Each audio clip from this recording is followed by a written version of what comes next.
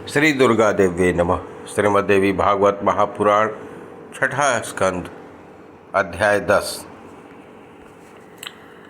त्रिविध धर्म, युग धर्म, तीर्थ, चित्त शुद्धि, तीर्थ की महत्ता और वशिष्ठ विश्वामित्र के कलह का वर्णन। राजा जनमेजय ने पूछा, ब्राह्मण, आपने अद्भुत कर्म करने वाले इंद्र की कथा मुझे सुनाई। इंद्र अपने स्थान के अनधिकारी हो गए थे और उन्हें भी कष्ट भोगना पड़ा था। इसका विशेष रूप से विवेचन किया है। इसी प्रसंग में देवताओं पर भी नियंत्रण रखने वाली भगवती जगदम्बा की महिमा भी वर्णित हुई है। परंतु अब मुझे यह संदेह हो रहा है कि महान तपस्वी एवं देवराज के पद पर प्रतिष्ठित हुए भी इंद्र दुस्सह दुख से पचड़े में कैसे पड़े। 100 अश्वमेध यज्ञ करने के पश्चात उन्हें यह अनुपम आसन प्राप्त हुआ था। सभी देवता उनका अनुशासन मानते थे, फिर अपने स्थान से वे कैसे च्युत हो गए। करुणानिधे, आप इसका संपूर्ण कारण बतलाने की कृपा करें। सूत जी कहते हैं, सौनकादि ऋषियों, जब राजा जनमेजय ने सत्यवती नंदन व्यास जी से यूँ पूछा, तब वे बड़े प्रसन्नता के साथ उनके प्रश्नों का क्रमशः उत्तर देने लगे। व्यास जी बोले, राजेंद्र, मैं इसका परम अद्भुत कारण बतलाता हूँ, सुनो। तत्वज्ञानी पुरुषों में संचित, वर्तमान और प्रारब्ध के भेद से कर्म की 3 गतियाँ बतलाई हैं। अनेक जन्मों में से संचय किए हुए पुराने कर्म को संचित कर्म कहते हैं। फिर कर्म भी 3 प्रकार के होते हैं, सात्विक, राजस और तामस। राजन, बहुत समय से संचित किया हुआ शुभ अथवा अशुभ कर्म वर्तमान जन्म में पाप और पुण्य के रूप में सामने आता है। उसे भोगने में प्राणी परवश उन्हें यह अवश्य भोगना पड़ता है। प्रत्येक जन्म में प्राणियों द्वारा कर्म संचय होता रहता है। जो क्रियमाण कर्म है उसी को वर्तमान कर्म कहते हैं। देहधारी जीव शुभ अथवा अशुभ रूप कर्म में प्रवृत्त हो जाते हैं। शरीर धारण कर लेने पर काल की प्रेरणा से कर्म के क्रम चालू हो जाते हैं। प्रारब्ध कर्म उसे समझना चाहिए, जिसका फल भोग लेने पर फिर उसे शेष नहीं रह जाता। प्राणियों के प्रारब्ध कर्म अवश्य भोगना पड़ता है, इसमें कोई संशय नहीं है। राजेंद्र, बिल्कुल निश्चित है कि पूर्व जन्म में किए हुए जितने भी अच्छे बुरे कर्म हैं उसे फल वर्तमान जन्म में सामने आते हैं। उन्हें भोगना प्राणियों के लिए अनिवार्य हो जाता है। महाराज, मनुष्य, देवता, यक्ष, राक्षस, गंधर्व और किन्नर सब के सब कर्म भोग के परवश में है। देह धारण करने में कर्म ही मुख्य कारण है। कर्म का पूर्णतया समाप्त हो जाने पर प्राणियों के जन्म की गति समाप्त हो जाती है। इस विषय में किंचित मात्र भी संदेह नहीं करना चाहिए। राजन, इंद्रादि देवता, दानव, यक्ष और गंधर्व ये सब के सब कर्म के अधीन है। प्राणी जीवन में जो सुख और दुख भोगता है उसे पूर्व जन्मकृत कर्मजनित प्रारब्ध ही कारण है। इससे यह सिद्ध हो रहा है कि अनेक जन्मों में संचित जितने कर्म हैं उनमें से क्रमशः एक एक कर्म का भोग प्राणी के सामने समयानुसार आया करता है। यही नियम देवताओं के लिए भी है। प्रारंभ में इसी नियम के अनुसार इंद्र को कष्ट भोगने पड़े थे। राजन, नर और नारायण ये दोनों धर्म के यहाँ पुत्र रूप से अवतार ले चुके हैं। भगवान नारायण के ये अंश है। इन्हीं का श्री कृष्ण और अर्जुन के रूप में प्राकट्य हुआ है। मुनिगण इस पौराणिक कथा का विवेचन कर चुके हैं। जिससे अधिक शक्ति हो उसे किसी देवता का अंश समझना चाहिए। जगत में जो कोई भी बलवान, भाग्यवान, भोगवान, विद्वान एवं दानशील होता है, ये लोग देवताओं के अंश कहते हैं। राजन, यही बात इन पांडवों के विषय में भी कही गई है।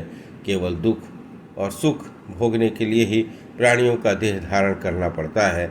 शरीर पाकर सुख और दुख के पचड़े में प्राणी कभी बच नहीं सकते।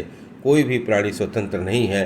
प्रायः प्रतिक्षण देव अपना शासन जमाए रहता है।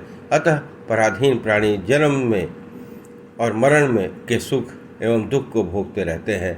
यह देव का प्रभाव है कि पांडव वनवासी हुए थे, फिर उन्हें घर पर रहने का सुअवसर प्राप्त हुआ। इसके बाद उन्हें अपनी भुजाओं के प्रताप से राजसूय यज्ञ किया, जो संपूर्ण यज्ञों में श्रेष्ठ माना जाता है। फिर वन में जाने की समस्या सामने आ गई। उस समय उन्हें अपार कष्ट झेलने पड़े। राजन, देवता, मनुष्य सभी को कर्म फल भोगना पड़ता है। कर्म की गति बड़ी गहन है। व्यास जी कहते हैं, राजन, समय के अनुसार जैसा युग होता है वैसी ही प्रजा होती है। इस बात को कोई अन्यथा नहीं कर सकता, क्योंकि इसमें युग का धर्म ही प्रधान कारण है। जिन जीवों का धर्म में अनुराग था उन्हें सतयुग में जन्म प्राप्त हुआ था। जो कर्म और अर्थ के अनुरागी थे उनका जन्म त्रेता में हुआ। धर्म और अर्थ और काम के प्रेमी जीवों का द्वापर में जन्म हो चुका है और अर्थ और काम के अनुरागी समस्त जीव इस कलयुग में जन्मे हैं। राजेंद्र, युग का धर्म बार बार बदला नहीं जा सकता। धर्म और अधर्म की व्याख्या व्यवस्था काल ही करता है। राजा जन्मेजय ने पूछा, महाभाग, सतयुग के संबंध रखने वाले धार्मिक पुण्यात्मा जीव इस समय कहाँ ठहरे हैं?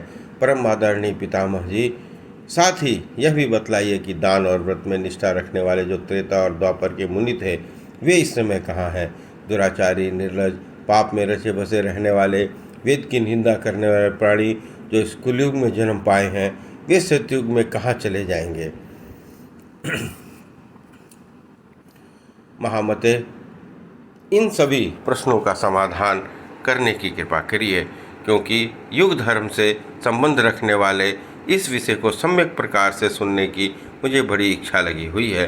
व्यास जी कहते हैं, राजन, जो सतयुगी मानव इस जगत में जन्म पाते हैं वे बहुत से पवित्र कार्य करने के पश्चात पुनः देवलोक में चले जाते हैं। ब्राह्मण, क्षत्रिय, वैश्य, शूद्र सभी वर्णों के मानव अपने अपने धर्म में तत्पर रहकर उत्तम कार्य के फलस्वरूप देवलोक में स्थान पाते हैं। सत्य, दया, दान, अपनी ही स्त्री से प्रेम, किसी से भी द्वेष न रखना, संपूर्ण प्राणियों में समता का व्यवहार रखना, यही सतयुग के धर्म की साधारण परिभाषा है। इसके अनुसार आचरण करके प्राणी पुनः स्वर्ग में प्रतिष्ठित हो जाते हैं। यहाँ तक कि धोबी आदि नीच वर्ण वालों को भी धर्म पालन करने से स्वर्ग सुलभ हो जाता है। राजन, त्रेता द्वापर युग में भी इसी प्रकार की व्यवस्था होती है। इस कली में प्रायः पापी मनुष्य जन्म पाते हैं। इनके लिए नरक ही ठौर है। ये नरक में तब तक रहते हैं जब तक दूसरा युग नहीं आता। फिर मानव होकर मृत्युलोक के भूतल पर आते हैं।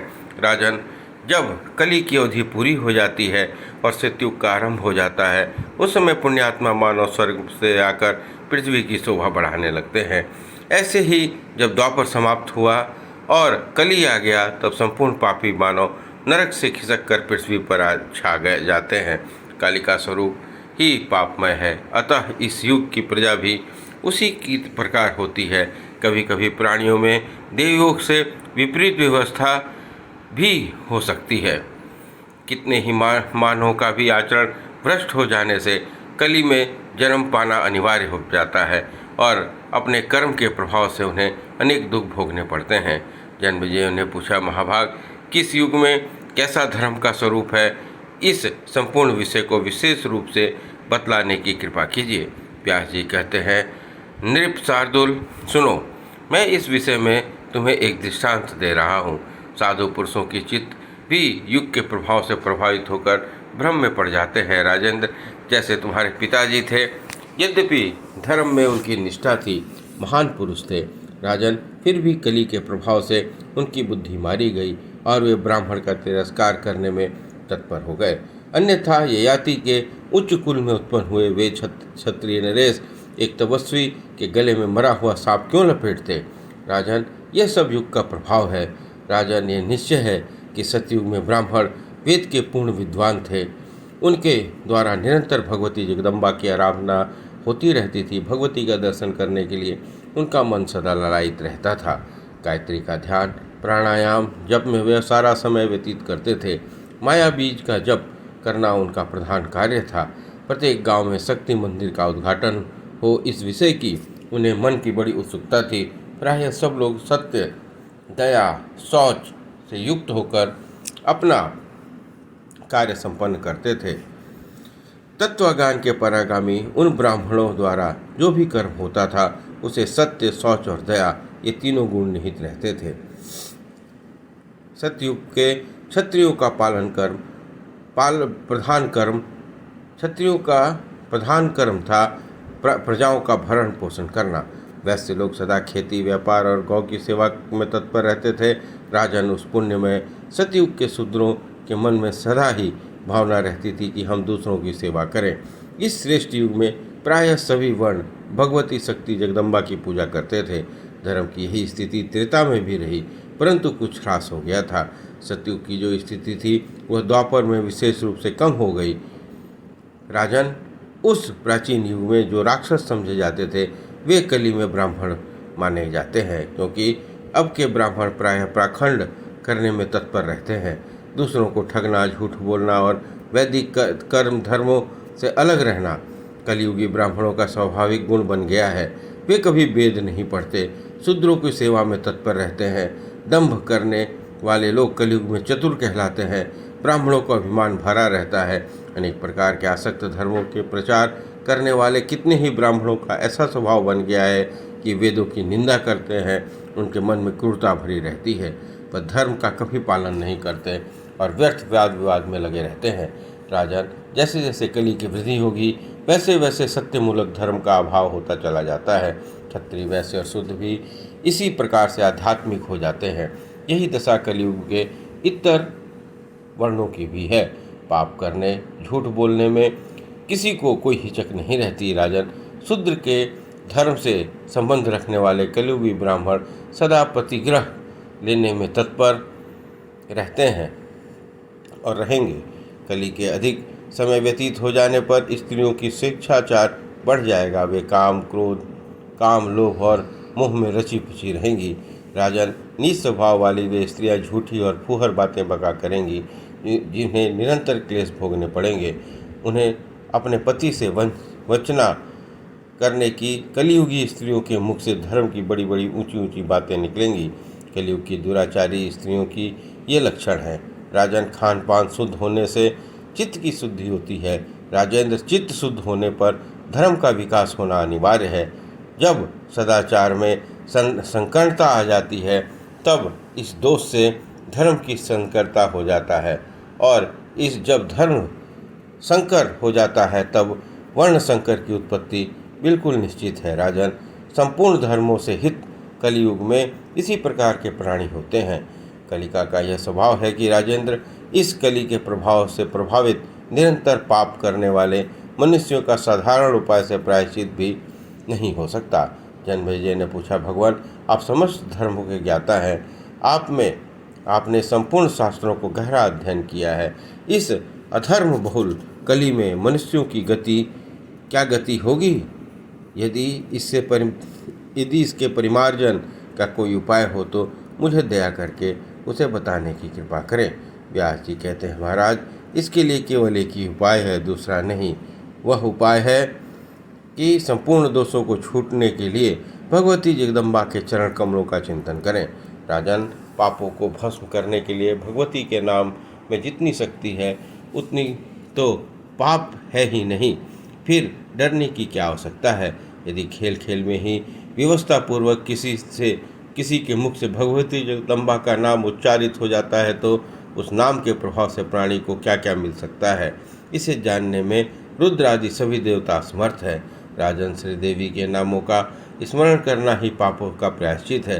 अतएव कली के भय से भीत होकर मानव किसी पुण्य क्षेत्र में निवास करे, वहाँ रहकर निरंतर भगवती जगदम्बा का नाम चिंतन करता रहे। संपूर्ण प्राणी पदार्थों से व्यक्त होकर इस संसार से मुक्त हो जाए। जो प्राणी भक्ति पूर्वक भगवती जगदम्बा को प्रणाम करता है उसके सारे पाप नष्ट हो जाते हैं। राजन, समस्त शास्त्रों के इस रहस्य का वर्णन मैं तुम्हारे सामने कर चुका हूँ। तुम इन सभी विषयों की पर भली भांति विचार करके भगवती की चरण कमल की आराधना में लग जाओ। अजपा नाम से विख्यात गायत्री मंत्र भगवती जगदम्बा का ही नाम है। प्रायः संपूर्ण मानव इसका निरंतर जप करते हैं, किंतु माया से मोहित होने के कारण इसकी विशिष्ट महिमा समझ नहीं आती। इसे जो साधारण मंत्र जानकर जप करते हैं उनकी मुक्ति नहीं होती। ब्राह्मण अपने हृदय में स्थान देकर इस गायत्री मंत्र का जाप करते हैं, परंतु महिमा न जानने से वे अभी तक मुक्त नहीं हुए। इसमें महामाया के प्रभाव की ही विशेषता है। राजन, तुमने युग धर्म की व्यवस्था के विषय में जो कुछ पूछा है उसके उत्तर में ये सारी बातें बता दी हैं। फिर आगे क्या सुनना चाहते हो? राजा जन्मेजय ने कहा, मुनिवर, अब आप मुझे पृथ्वी के उन पवित्र तीर्थों, क्षेत्रों और नदियों को बतलाने की कृपा करें जहाँ देवताओं और मानवों को जाना उचित है। साथ ही जिन तीर्थों में स्नान और दान करने से जैसा फल मिलता है तथा तीर्थ यात्रा की जो विधि एवं विशेष नियम है वही बतला दें। व्यास जी कहते हैं, राजन सुनो, मैं उस विविध तीर्थों का वर्णन करूंगा जहाँ देवियों के विशाल मंदिर शोभा पा रहे हैं। नदियों में गंगा को सर्वश्रेष्ठ माना गया है। यमुना, सरस्वती, नर्मदा, गंडक, सिंधु, गोमती, तमसा, कावेरी, चंद्रभागा, पुण्या, वित्रवती, चर्मंडवती, सरयू, तापी, सांबरभती भी गंगा जैसी बड़ी नदियां हैं। राजन, इन नदियों के अतिरिक्त भी सैकड़ों छोटी मोटी नदियां हैं। इन नदियों में समुद्र तक पहुंचाने वाली नदियां अधिक पवित्र मानी जाती हैं। जो समुद्र तक नहीं जाती वे अल्प पुण्य मानी जाती हैं। समुद्रगामिनी नदियों में भी, जिनमें सदा अथाह जल भरा रहता है, ये सब पवित्र मानी जाती है। सावन और भादो, इन 2 महीने में सभी नदियां रजस्वला हो जाती हैं। अतः बरसात में ग्रामीण गंदे जल बहाकर उसमें चले जाते हैं। पुष्कर, कुरुक्षेत्र, धर्मण्य ये परम पवित्र क्षेत्र माने गए हैं। ऐसी ही महिमा प्रभास, प्रयाग, नैमिषारण्य और अम्बुदारण्य की भी बताई गई है। श्रीशैल, गंधमादन और सुमेरु ये पुण्य पर्वत हैं। अनेक सरोवरों में मानसरोवर उत्कृष्ट कहा जाता है। बिंदुसर और अच 2 दर्शकों भी परम पावन मानते हैं। आत्मचिंतन करने वाले मुनियों को बहुत से आश्रम उन सरोवरों की शोभा बढ़ाते हैं। बद्री का आश्रम अत्यंत पवित्र स्थान है, यह बात सर्वत्र प्रसिद्ध है। इसी स्थान पर रहकर नर और नारायण नामक 2 मुनियों ने कठोर तपस्या की थी। वामनाश्रम, सत्ययुपाश्रम भी प्रसिद्ध है। जो मुनि यहाँ रहकर तपस्या कर चुके हैं वह स्थान उन्हीं के नाम से प्रसिद्ध हुआ है। राजन, इस प्रकार असंख्य पवित्र स्थान भूमंडल पर हैं। मुनियों ने इन सबको अत्यंत पावन बतलाया है। भूपते, इन स्थानों में प्रायः सर्वत्र भगवती जगदम्बा के मंदिर हैं। कुछ ऐसे तीर्थ भी हैं जिनका नियमतः दर्शन कर लेने से पापों का उच्छेद हो जाता है। उन तीर्थों का प्रसंग आगे चलकर वर्णन करूँगा। राजन, दान, व्रत, यज्ञ, तपस्या ये सभी पुण्यमय कर्म हैं। इनका भी संक्षेप में निरूपण होगा। तीर्थ, तप, दान, द्रव्य शुद्धि, क्रिया शुद्धि और मन शुद्धि के ऊपर निर्भर है, अन्यथा ये समुचित फल नहीं दे सकते। राजन, द्रव्य शुद्धि, क्रिया शुद्धि को कदाचित मिल भी सकती है, परंतु मन की शुद्धि प्रायः सबके लिए दुर्लभ है, क्योंकि यह चंचल मन अनेक विषयों में चक्कर लगाया करता है। राजन, जो मन भली भांति से दुर्भाव में अटका हुआ है वह शुद्ध कैसे हो सकता है? आप काम, क्रोध, मद और अहंकार ये सभी तप, तीर्थ एवं व्रत के विघ्न डालने वाले हैं। अतः ऐसा व्यवहार बना लेना चाहिए कि अपने द्वारा प्राणियों की हिंसा न हो, मुख से सत्यवाणी निकले, कभी चोरी न हो, मन पवित्र रहे और इंद्रियां काबू में रहें। राजन, यदि अपने धर्म का पालन किया जाए, इससे संपूर्ण तीर्थों का फल मिल सकता है। मार्ग में जाते समय संसर्ग दोष के कारण नित्य कर्म का परित्याग कर देने से तीर्थ यात्रा निष्फल हो जाती है। अधिक नहीं तो पाप के पल्ले बंध जाते हैं। राजन, यह निश्चय ही कर्म देह संबंधी मैल को धोकर साफ कर देता है, किंतु मन के मैल को धो देने के लिए उसमें शक्ति नहीं है। चित्त शुद्धि गंगा तीर्थ गंगा आदि तीर्थों से भी अधिक पवित्र माना जाता है। यदि भाग्यवश सिद्ध शुद्धि तीर्थ सुलभ हो जाए तो मानसिक मन से धुल जाने में कोई संदेह नहीं है। परंतु राजन, इस चित्त शुद्धि तीर्थ को प्राप्त करने के लिए ज्ञानी पुरुष के सत्संग की विशेष आवश्यकता है। वेद, शास्त्र, व्रत, तप, यज्ञ और दान से चित्त शुद्धि तीर्थ का प्राप्त होना बहुत कठिन है। वशिष्ठ जी ब्रह्मा के पुत्र थे। उन्होंने वेद और विद्या की सम्यक प्रकार से अध्ययन किया था। गंगा के तट पर निवास करते थे, तथापि द्वेष के कारण विश्वामित्र के साथ उनका वैमनस्य हो गया और दोनों परस्पर श्राप दे दिए गए थे और उनमें भयंकर युद्ध होने लगा। व्यास जी कहते हैं, राजन, दोनों मुनि आपस में लड़ झगड़ रहे थे। यह देखकर लोक पितामह ब्रह्मा जी वहां पधारे। परम दयालु संपूर्ण देवगण भी ब्रह्मा जी के साथ आए थे। पितामह ब्रह्मा जी ने वशिष्ठ और विश्वामित्र दोनों को समझा बुझाकर युद्ध से विरक्त किया। साथ ही वे दोनों मुनि आपस में एक दूसरे को शाप दे चुके थे, उनका भी परिमार्जन किया गया। तदंतर समस्त देवता अपने स्थान पर पधार गए। वशिष्ठ और विश्वामित्र भी अपने अपने आश्रम पर चले गए। ब्रह्मा जी के उपदेश के प्रभाव से उन दोनों मुनियों में फिर प्रेम भाव हो गया। राजन, इस प्रकार वशिष्ठ और विश्वामित्र का परस्पर विरोध छिड़ गया था, जिससे उन दोनों के भी महान कष्ट भोगना पड़ा। नरेंद्र, दानव, मानव और देव योनि से संबंध रखने वाला कौन व्यक्ति जगत में है जो अहंकार पर विजय प्राप्त करके निरंतर सुख से समय व्यतीत करता रहता है। इससे यह सिद्ध हो जाता है कि श्रेष्ठ पुरुषों के लिए भी चित्त का शुद्ध होना बड़ा कठिन है। अब सम्यक प्रकार से चित्त को शुद्ध कर लेना ही परम आवश्यक है, अन्यथा तीर्थ, सत्य, दान और धर्म के जितने साधन हैं वे सब के सब कोई विशेष प्रयोजन सिद्ध नहीं कर सकते। श्रद्धा भी 3 प्रकार की बतलाई गई है, सात्विकी, राजसिकी, तामसिकी। धर्म और कर्म में संलग्न प्राणियों के हृदय में इनका स्थान निश्चित रहता है। यथायोक्त फल देने वाली सात्विकी की श्रद्धा जगत में प्रायः दुर्लभ है। राशि श्रद्धा भी विधि पूर्वक बनी रहे तो सात्विकी की श्रद्धा का आधा फल उसे मिल सकता है। राजेंद्र, काम और क्रोध के परायण मनुष्यों में जो तामसी श्रद्धा स्थान जमाए रहती है, उससे किसी प्रयोजन की सिद्धि नहीं हो सकती, उससे किसी प्रकार की बड़ाई मिलना भी असंभव है। अतएव सत्संग एवं वेदांत श्रवण आदि के प्रभाव से चित्त की वासनाओं को दूर करके तीर्थों में रहने की व्यवस्था करनी चाहिए। वहाँ रहकर भगवती जगदम्बा की निरंतर आराधना करनी चाहिए। कली के दोष से भयभीत होकर सदा भगवती के नामों का उच्चारण करते रहना चाहिए। भगवती के लीला यशों का गान और उनके चरण कमलों का ध्यान करना ही प्रधान कर्तव्य है। इस प्रकार का सत्य कर्मशील मनुष्य कभी भी कली के भय से आक्रांत नहीं हो सकता। यह साधन पात की जन को भी बड़ी सुगमता के साथ संसार से मुक्त कर देने वाला है। इस प्रकार श्रीमद्देवी भागवत 6वां स्कंध अध्याय 10 से लेकर 13 तक संपन्न हुआ। बोलिए दुर्गा महारानी की जय।